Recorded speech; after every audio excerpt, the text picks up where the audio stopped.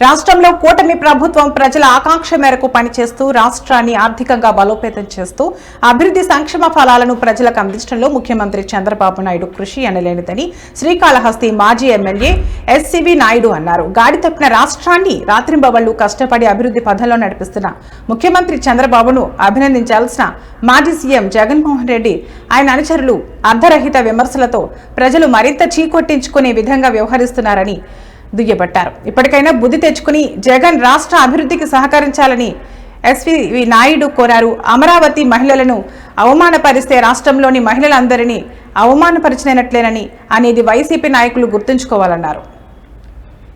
అవన్నీ కూడా వాళ్ళకి తెలియజేయండి అభివృద్ధి కార్యక్రమాలని.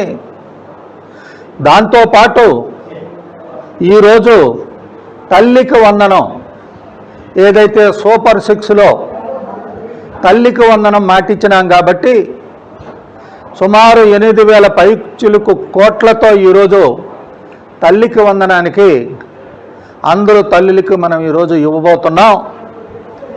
దాన్ని చెప్పండి.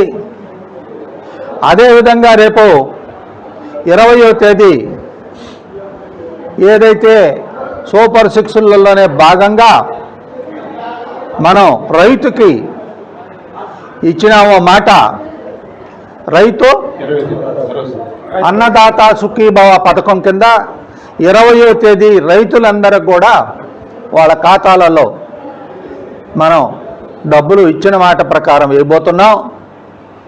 ఆగస్టులో జాతి మతాలకి కుల మతాలకు అతీతంగా పార్టీలకి అన్నిటికి అతీతంగా విద్వేషాలు పెంచుకోకుండా ఒకరినొకరు తిట్టుకోకుండా ఆ విధంగా తయారు చేసి ఇవన్నీ చూసి మన కుటుంబాల్లో బిడ్డలు కూడా వాటికి అలవాటు పడినారు అనుకోండి, ఏ తండ్రికి మనసుకు శాంతి ఉండదు, ఏ తల్లికి ప్రశాంతంగా నిద్రపోయే పరిస్థితి ఉండదు.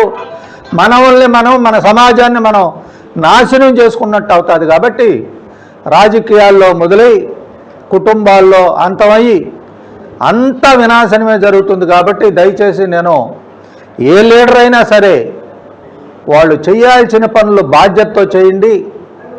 అదే బాధ్యతతో ప్రజలకి నచ్చజెప్పి మెప్పించి మంచి రాజకీయ నాయకులుగా భవిష్యత్తులో మంచి మంచి పదవుల్లో కూడా రాణించాలని కోరుతూ